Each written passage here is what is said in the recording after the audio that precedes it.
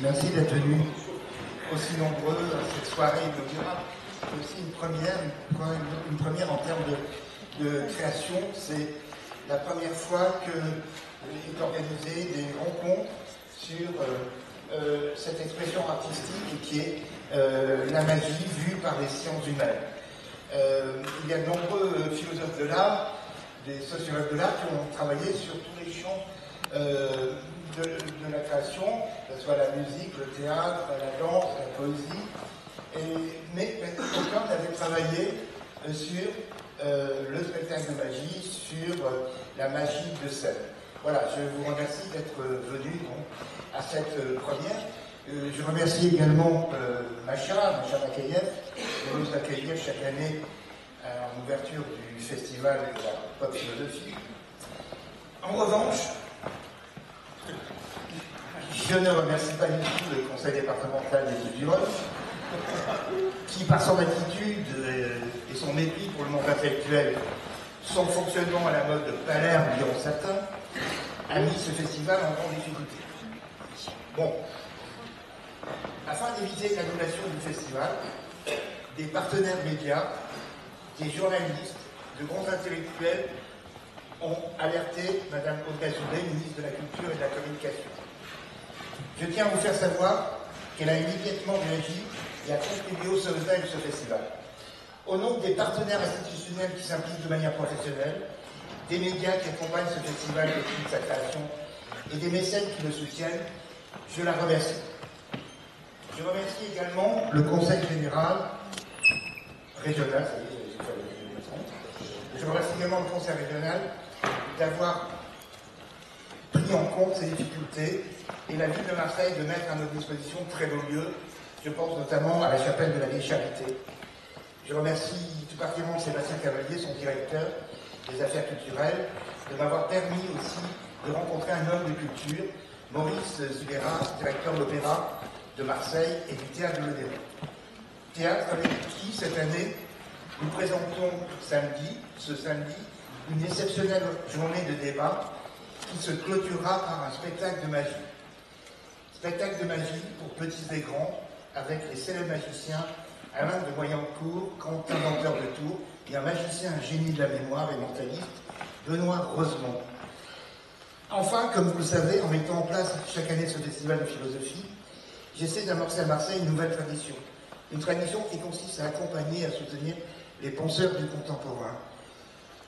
Une tradition qui, comme nous le savons, contribue à la valorisation et au rayonnement d'une cité. Je vous remercie.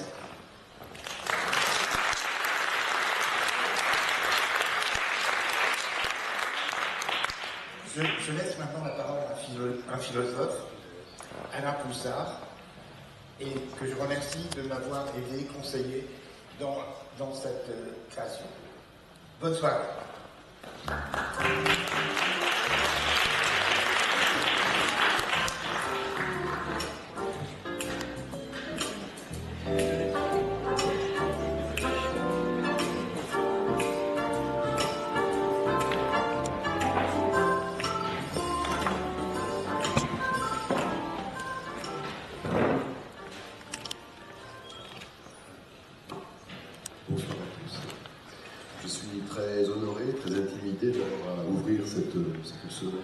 La pop philosophie. Je suis très heureux parce que cette rencontre entre deux disciplines que sont la magie et la philosophie, à ma connaissance, n'avait jamais eu lieu jusqu'à présent, qui est de manière tout à fait anecdotique et assez insignifiante. Je suis un peu embarrassé parce que je suis ici, je ne sais pas à quel titre je suis ici, puisque je suis à la fois philosophe sur vous, c'est de ça que je vis. Bon. Mais à la fois je suis magicien amateur, bon, et donc j'ai souvent eu l'occasion de faire de la philosophie devant un public de philosophes, d'apprentis philosophes, de faire de la magie devant des magiciens, etc. Mais jamais je n'ai eu l'occasion en public de faire se rencontrer, se croiser ces deux activités. Et donc je ne sais pas bien si je vais parler en magicien, en philosophe, en tout cas, ce qui excusera le vague de mon propos, la décision de son statut, de son lieu, c'est peut-être que je vais simplement tenir quelques propos assez généraux puisque c'est la fonction d'une conférence inaugurale que d'ouvrir des pistes, de poser des questions, ne pas y répondre surtout et laisser ensuite aux autres intervenants le soin de développer tel ou tel aspect plus technique. Quand même, je voudrais commencer par une chose qui est un étonnement quand même renouvelé pour moi, quand même. J'ai commencé par là, mais il faut en dire deux mots. Comment c'est écrit pour ces deux disciplines qui ont quand même, de manière consubstantielle, rapport à l'illusion. L'une pour la produire, la magie, l'autre, censément, pour la déconstruire, la dissiper. Comment ces deux disciplines ne se sont, à ma connaissance, jamais véritablement rencontrées, jamais véritablement parlées. Comment, au fond, au mieux, se regardent-elles en se toisant de loin, avec quelques dédains. Au pire, elles s'ignorent complètement. C'est l'ignorance mutuelle, c'est l'indifférence. Si on demande à un magicien ce qu'il pense du discours philosophique sur l'illusion, je crois qu'il aura tendance à penser que c'est bien grandiloquent, que c'est bien naïf, que c'est bien général, et que les illusions en question sont faites de grosses ficelles et qu'elles ne trouvent pas personne si on cherchait à les reconstituer en leur nature. Le magicien est un homme du geste, et non pas un homme du discours, et le discours, je dirais, il s'en méfie. Et de l'autre côté, du côté du philosophe, parler de magie, c'est au fond s'adonner à prendre pour objet une discipline bien futile, bien inconsistante, bien insignifiante, et au fond, le prestige illusionniste est un objet, au fond, qui semblerait un petit peu indigne de son attention. Alors je commencerai en m'autorisant de la formule d'Héraclite, qui pourrait valoir pour tout travail de pop philosophie finalement.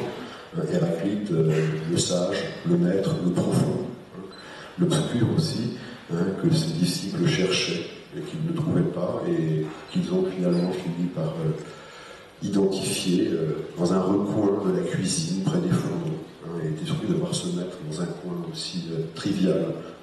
Et Héraclite leur a répondu les dieux sont ici aussi. Autrement dit, les dieux sont aussi dans la cuisine, auprès des fourneaux. Autrement dit, il n'y a pas de sujet, aussi trivial soit-il, aussi insignifiant soit-il, qui mérite d'être dédaigné. Et au fond, peut-être, voulait-il dire que la philosophie se rendrait indigne d'elle-même si elle reléguait dans l'insignifiant le moindre recoin de l'expérience humaine. Les questions que soulève la magie sont-elles si triviales, si anodines, si insignifiantes? J'en relèverai quelques-unes, si vous voulez, sans y répondre du tout, mais pour donner un horizon. Première question, quand même, comment puis-je consentir au jeu d'être trompé et y prendre un vrai plaisir? C'est quand même une question qui se pose. Non pas être trompé, mais consentir à l'être et y prendre un vrai plaisir. Autre question, comment puis-je solidairement désirer résister à l'illusion, m'efforcer toute force de lui résister, et quand ce désir se trouve déçu, contrarié, y trouver en vérité une vraie satisfaction. Comment au fond comprendre cette structure psychologique d'un jeu, le jeu de la magie, dans lequel on perd à tous les coups, mais quand on perd, on gagne. Autre question, je m'arrêterai là pour les questions ouvertes. Comment une intelligence avertie, une intelligence sur le qui-vive, une intelligence au fond tendue, en alerte, peut-être comme jamais, pendant les 2-3 minutes où se déroule le droit de magie, comment une telle intelligence peut-elle être l'agent principal de l'égarement? Voilà quelques questions au fond qui me paraissent non insignifiantes, et dont la magie au fond fournit l'occasion. On entrevoit ici que peut-être la magie, si on la prend comme objet d'analyse théorique, pourrait fournir une sorte de mini-laboratoire. Un laboratoire de nos expériences les plus communes, de notre rapport le plus commun à nous-mêmes et au monde. Alors bien sûr, cette expérience, elle paraît au départ complètement incongrue, elle est enfermée dans une parenthèse, la parenthèse d'un jeu. Elle est en plus assez rare, elle est très ponctuelle, et donc elle paraît peu significative. Mais je me demande, elle paraît incongrue, je me demande si l'incongruité en question n'est pas au fond finalement l'incongruité qu'on trouverait à un arrêt sur image avec un agrandissement de l'échelle, Alors au départ, on ne voit rien, on ne reconnaît rien, le paysage déroute, mais finalement, peu à peu se dessinent des contours, des arêtes saillantes. On voit des ressorts, des agencements qui, en vérité, peut-être font dire quelque chose de nos expériences les plus familières. Parce que le magicien est un expert en ces matières. Son métier, son boulot, si on peut dire, c'est justement cette connaissance, soit théoriquement développée, quelquefois, soit seulement, je dirais, intuitive ou par l'expérience, cette connaissance, je dirais, très fine, des principes, de nos anticipations fautives, de nos supputations prévisibles, de nos aveuglements ordinaires, de notre art de toujours poser la mauvaise question, de notre art de toujours passer à côté. Et je trouve qu'il serait dommage que le philosophe passe son chemin, dédaigne de tels principes, et qu'il passe au fond finalement lui aussi complètement à côté. Donc je crois qu'il faut vraiment aller y voir. Le philosophe a vraiment intérêt à aller explorer ce qui se passe dans l'atelier mental d'un magicien, et plus modestement peut-être pour commencer, et c'est déjà beaucoup de travail, aller voir ce qui se passe dans la tête de celui qui assiste à un numéro de magie. Mais peut-être, comme je suis dans une position initiale, inaugurale, et que je n'ai pas de sujet technique, si vous voulez, à traiter aujourd'hui, je vais peut-être commencer par... j'ai déjà commencé, je vais peut-être poursuivre en essayant de passer un peu en revue les différentes raisons que je vois de ce dédain, ce silence, de ce non-lieu, cette béance, le fait que ce silence assourdissant de la philosophie sur la magie. Ces raisons, je crois qu'il faut les caractériser, il faut voir en quoi ce sont toujours des mauvaises raisons, des fausses raisons, et écarter donc quelques obstacles, quelques préjugés qui empêchent au fond la philosophie de voir ce qu'il y a à voir et ce qu'il y aurait à penser et à comprendre dans la magie. La première raison, je vais aller peut-être un petit peu vite parce que je ne peux pas l'esquiver parce qu'elle est inaugurale. Elle est inaugurale, c'est une raison qui paraîtrait, je dirais, anecdotique, qui paraîtrait microscopique, si justement elle était absolument inaugurale, autrement dit, si elle ne pouvait ainsi être exactement à ce qu'on a l'habitude de penser comme la naissance de la philosophie. Autrement dit, la philosophie, dans son acte de naissance, supposée ou prétendue, je ne sais pas, prend soin, comme en passant, de manière incidente, d'écarter, d'éjecter de la scène, si on veut dire, le magicien. Cette petite scène-là se passe bien sûr chez Platon, dans le sophisme de Platon, où pour la première fois dans la langue grecque apparaît le mot thaumatópoios, le faiseur de prestige. Et ce mot, le thaumatópoios, faiseur de prestige, qui désigne l'illusionniste, est employé en vérité pour opérer une sorte d'assimilation, de télescopage sémantique, métaphorique si l'on veut, si on est indulgent, consistant finalement à caractériser le sophiste. Autrement dit, le sophiste est défini par Platon comme un illusionniste dans le champ du logos. Et comme on le sait bien, le sophiste dans le platonisme, c'est bien sûr la figure de l'autre de la pensée, de l'autre de la philosophie, autrement dit, c'est le rival menaçant, c'est le prétendant abusif, c'est l'usurpateur. Autrement dit, la philosophie ne peut elle-même s'instaurer que pour autant qu'elle commence par caractériser son autre, son double menaçant, celui qui tenterait de la doubler, afin justement de le disqualifier. Et donc le magicien, qui est le prénom du sophiste, se voit, je dirais, ici enrôlé en quelque manière de force dans une sorte de scénario, et quand on éjecte le sophiste, le magicien, l'illusionniste se trouve être la victime collatérale de cette guerre de prétention, cette guerre initiale, cette guerre fondatrice, cette guerre de prestige aussi, entre le philosophe et le sophiste. Le passif est donc très lourd, parce que c'est juste un mot. Hein, et ce mot, il a fait mouche. Hein, ce mot, il a fait mouche. Hein, ce mot, on le retrouvera dans toute une tradition philosophique occidentale, je dirais, on le retrouve partout. C'est évident, le mot illusionniste, le mot utilisateur, le mot magicien, autour de passe-passe. Toutes les fois qu'on trouve ces expressions dans le lexique philosophique de Platon à nos jours, c'est toujours pour disqualifier. C'est toujours au fond pour dire ce qui n'a décidément rien à voir avec la pensée. Alors, comme si au fond le sens figuré, le masque, le prête-nom, au fond, devait se substituer finalement à l'original ou au modèle.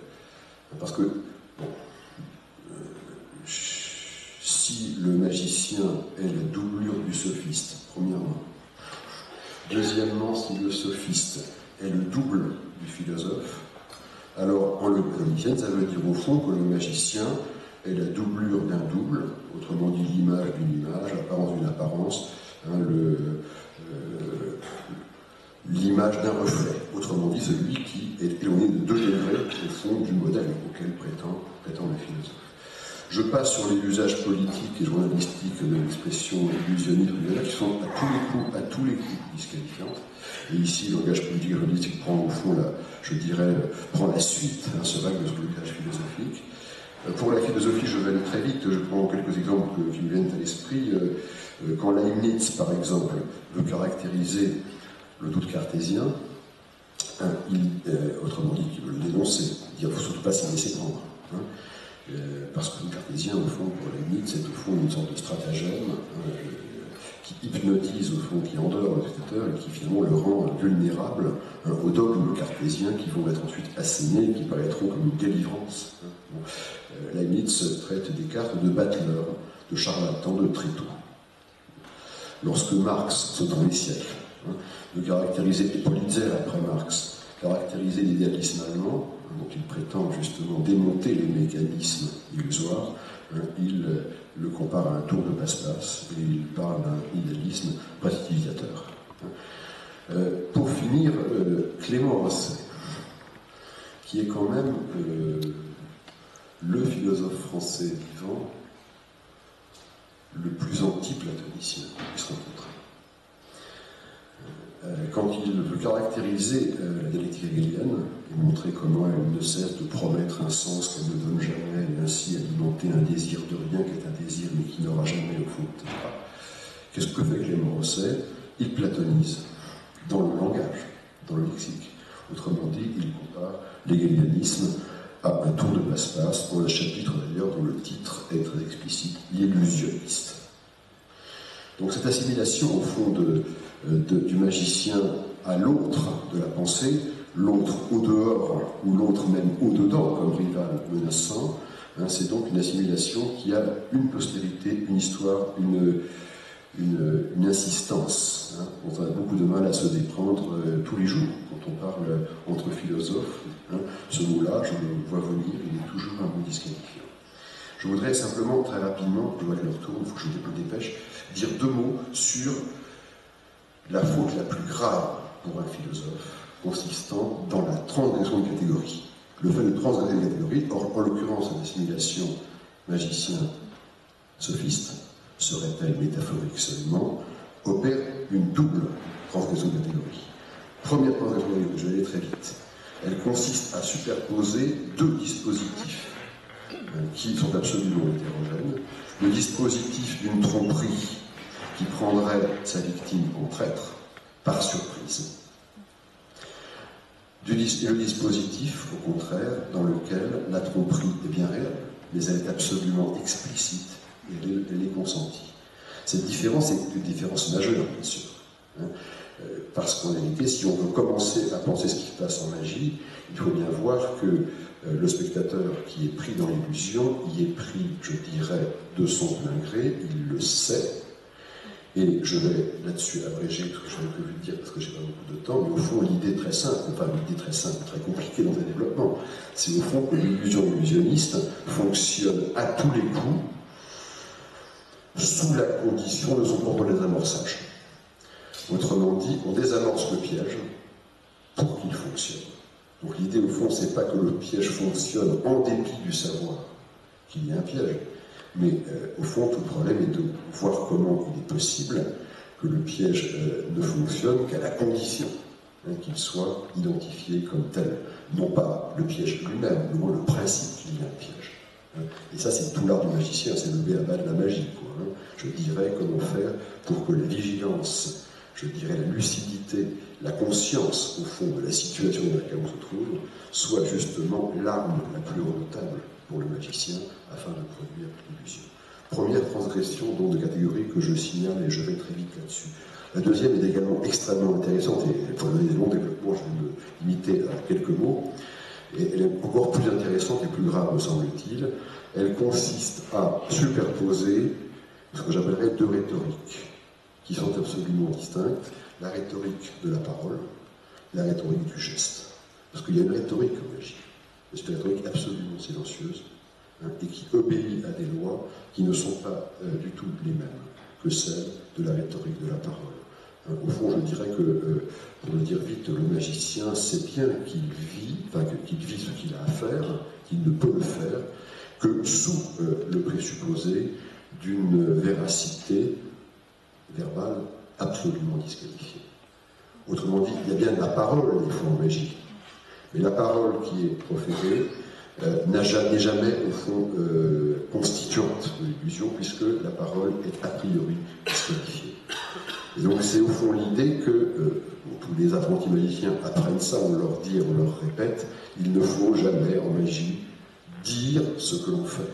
Autrement dit, quand on fait un mouvement, on fait un geste, il ne faut pas le redoubler d'une parole qui énoncerait ce que tout le monde voit, non pas par souci d'éviter la redondance, comme chez Hitchcock, quand Hitchcock dit qu'au fond, le dialogue ne doit jamais redoubler l'image, et quand l'image peut dire quelque chose, alors il faut que le dialogue se taise, en quelque sorte. C'est pas simplement un non-redoublement selon un souci stylistique de légèreté, mais c'est aussi un redoublement qui est fautif par le fait que la parole étant disqualifiée, si le magicien dit « je fais ça en le faisant », à l'instant où il le dit, on pensera qu'il ne l'a pas fait. Et donc finalement, si vous voulez, la parole, elle a un rôle, en magie bien sûr, mais qui n'est pas justement le rôle que le geste peut avoir. Je dirais, j'avais prévu beaucoup de choses, je vais peut-être couper, mais je crois qu'on pourrait développer l'idée qu'en magie, le statut du discours, de la parole proférée, est absolument comparable à ce que dit Roland Barthes de ce qu'il appelle la fonction d'ancrage. D'ancrage, quand il parle de la rhétorique de l'image, et au fond de l'idée que la force iconique de l'image est toujours, ou le plus souvent, dotée d'une équivocité, d'un signifié flottant, comme il dit, et